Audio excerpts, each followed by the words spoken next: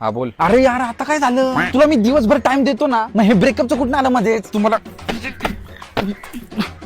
चिडचिड करायला नको ना भाऊ. हा ठीक आहे मी केले होतं त्या दिवशी, पण तू पण तर 2 मिनिटं थांब जरा.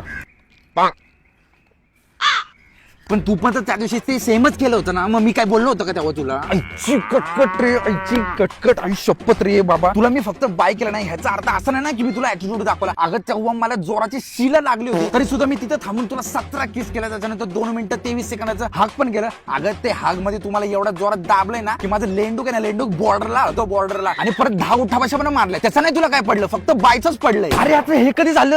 अरे मी हे अरे यार अरे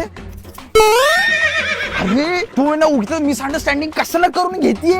मी असं काही बोललोच नाही. अरे माझ्या बोलण्याचा ते अर्थ नव्हता यार. तू असं काय करतेय? तू आहे ना प्लीज मला समजून घे. अरे असं काही नाहीये. एक काम कर, तू आहे ना संध्याकाळी आहे ना आपल्या रोजच्या जागेवरची भेटायला इथं फोनवरती तमाशे नको करू. काय म्हणजे नाही येणार? आता तुला काय सॉर्ट वेट करायचं नाही का?